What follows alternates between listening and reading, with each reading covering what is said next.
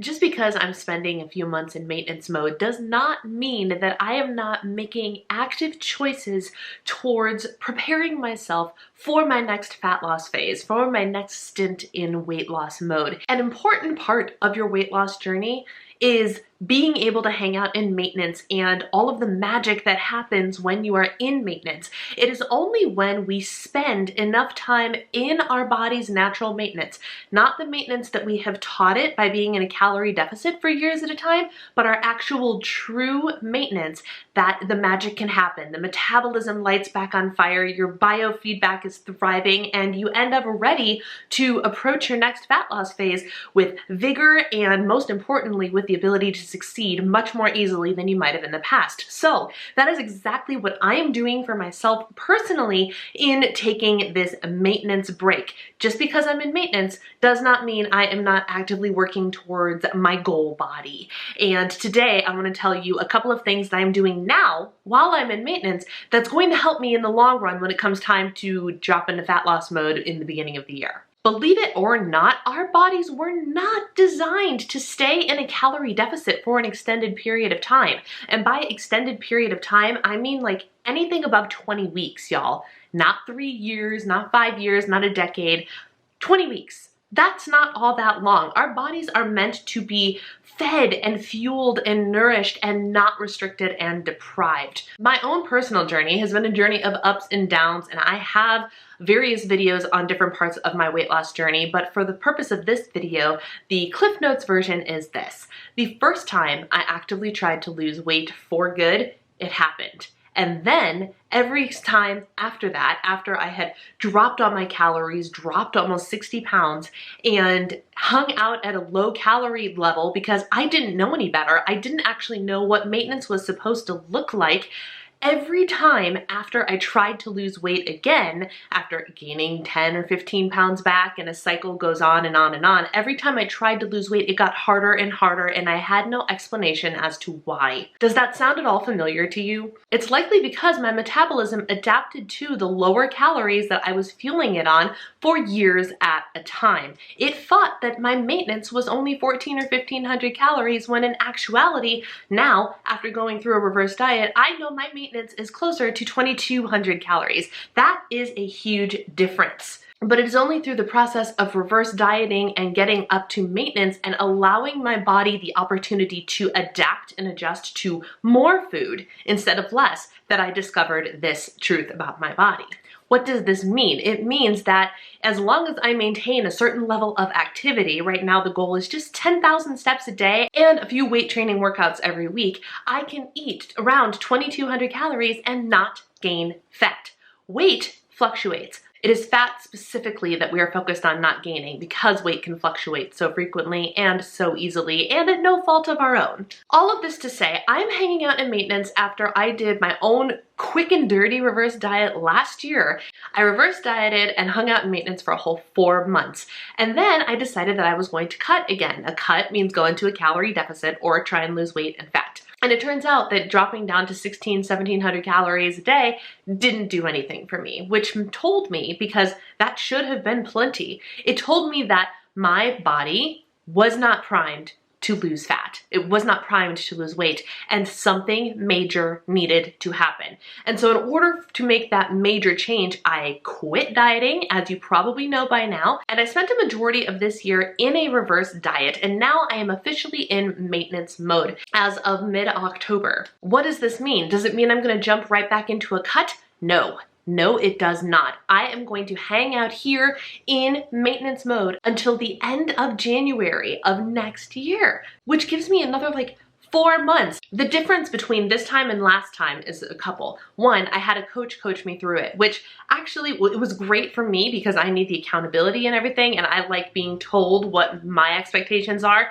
whereas I do the same thing for my clients. I am the coach to tell them what to do, right? But my first one that I did myself, I got 2100 calories, and in this one I got to 22, so it told me that I did my own pretty correctly. I just wanted the help of somebody else. So that was one big difference. And the second big difference is the period of time from the beginning of my reverse diet until my next cut will be, instead of 4 months, it will be 8 months. And that's literally double the amount of time that my body has to adapt and adjust to eating these maintenance calories that I'm nourishing my body with, which in theory will help result in a much better, much more successful fat loss phase in the new year. There is so much magic that happens in the maintenance phase, and there are so many steps that I can work towards for my goal body right now while I'm in maintenance mode that has nothing to do with actually seeing the number on the scale decrease. And today I wanted to share with you a couple of the things that I am working on actively right now in maintenance mode that will help me and prepare me for weight loss down the road. The first thing is, of course, I'm eating in maintenance. I'm making sure that I am fueling my body with roughly 2,200 calories every single day. Some days it will be more, some days it will be less. Maintenance in and of itself is a range. It doesn't have to be a strict number every single day because your body could also adapt to that number over time as well. You kind of want to keep your body guessing a little bit, and maintenance is a great time to do that. I definitely recommend working with a coach or talking to a coach to learn exactly how the range of maintenance work. But basically, some days you eat more, some days you eat less. You average out to your body's total daily energy expenditure, and the result is no fat gain. Weight fluctuations will still happen, but the amount of fat on your body, in theory, shouldn't change all that much. While I'm eating in maintenance, I am making sure I'm eating adequate protein, getting all the nutrients, plenty of produce, and healthy whole foods. Being on maintenance doesn't mean I'm not tracking. It just means that I am eating in a calorie net zero instead of a calorie deficit or a calorie surplus. The goal, there is still a goal tied to maintenance, and that is to not lose, but to not gain either. The second thing that I'm doing in maintenance is building my dream body. Spoiler alert, if you don't actively work to build the lean, buff muscle that you want to see when you lose weight, when you lose your fat, you're not gonna see it. It ain't gonna be there because you didn't do the work to build the muscle. And spoiler alert, to build the muscle, you need to be in maintenance or even in a caloric surplus so your body actively works to grow and change and build that muscle. Can you build a little bit of muscle when you're in a calorie deficit? Yes, but actually when you lift in a calorie deficit, you're trying to prevent your body from consuming that muscle because you're in a calorie deficit. The real body growth happens when you are fueling your body with enough calories. The real magic happens for everything when you're fueling your body with enough calories, but that is a video for another day. The point is, I am lifting, and I am lifting heavy, and I'm working on packing on the muscle underneath the layers of fat that I hope to get rid of down the road in my next fat loss phase. But right now, the focus is nourishing my body and building that muscle, building that body, so when I do start to lose fat, there is something to reveal underneath. The next thing I'm doing is making sure that my biofeedback is on point. What is biofeedback? Your biofeedback are your metrics like your energy level, your mood, your libido, how you're sleeping, your digestion, and all of those things. Your body's feedback to you on if you are healthy, if you are happy, and if you are properly nourished. You might find that if you are in a deficit for too long, one or more of these things might suffer. Are you always grumpy? Are you having a hard time getting quality sleep? Is your libido non-existent? You might need to take a break from being in a calorie deficit, eat more food, and get your biofeedback back in check. One of the things that I'm actively working on right now is sleep. I did purchase an Oura ring that helps me understand my sleep cycles and my readiness and the way my body is functioning while I'm sleeping, which has been an absolute game changer for me, but also I'm working on my nighttime routines. I'm also taking note of things like I'm generally in a much better mood than I have been in a long time. I sleep much better than I did when I was in a calorie deficit. It is mind-boggling to me how much the biofeedback will change for the better when you actually nourish your body properly.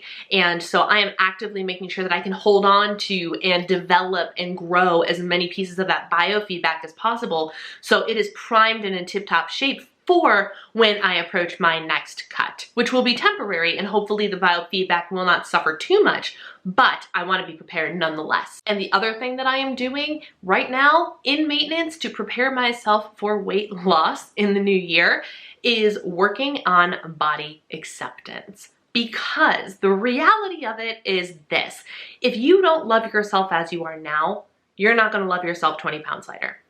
That just is what it is. Your weight loss journey for the optimal success needs to come from a place of love for your body and not from a negative place of hate for your body. And this is something I am actively working on. One of my biggest struggles right now is confidence in my body and embracing my body as it is right now. This is something that takes active psychological work. It takes putting yourself out there and getting out of your comfort zone. The other day, I actually tucked my shirt in into my pants for the first time in I don't even know how long. I don't even know how long. And because for some reason I'm under the impression that like loose and flowy will hide the part of my body that I am the most self-conscious of, but actually tucking in the loose shirt made me appear smaller. And it was something that was very out of my comfort zone, but I'm learning to show off things that make me feel a little bit uncomfortable, like not immodestly or anything, but just like, why not wear a little bit more of a form-fitting thing instead of trying to hide all the time? Why not do the mental work of learning to love yourself and learning and understanding why you have such a hard time with personal body acceptance and all of those things? Because if I can get on board with where I'm at right now, I am going to thrive in my 2022 fat loss journey. I'm going to absolutely thrive because this journey will not be coming from a place of, ugh, I can't believe the number is that high. Ugh, oh my gosh, I look so fat. Ugh, oh my gosh, I just can't, this midsection has just got to go. I have to get rid of that pooch.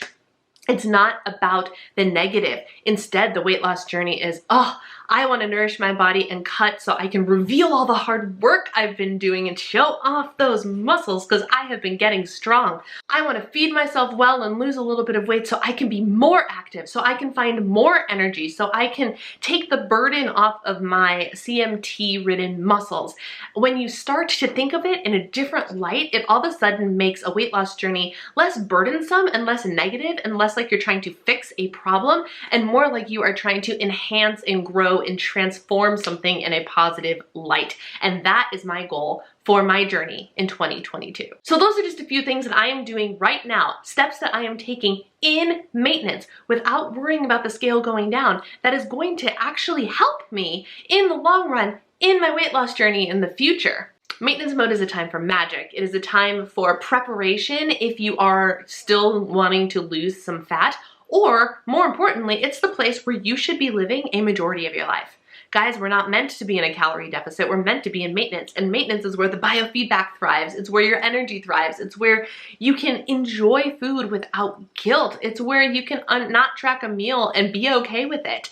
Maintenance mode is magical. But whether you are here for good or you are here like me temporarily in preparation for a new fat loss phase, there's plenty you can do to help yourself thrive right now in maintenance mode. So if you haven't been in maintenance for a while, if it's been a couple of years for you, it might be time for you to consider a new approach, take a break, hire a coach, get some reverse dieting help, and get yourself up to maintenance for the first time in a long time. Your body and your mind will thank you for it. Do you have any other suggestions for ways that I can help myself right now, how I can prepare myself right now while I'm in maintenance mode for the fat loss journey that I have in a handful of months? Let me know in the comments below.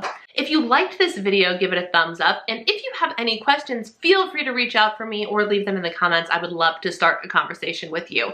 If you haven't already joined the Diva and the Divine community, we would love to have you. Just click that little red subscribe button and you will be a member of our team. Thank you guys for taking the time to watch. Take care.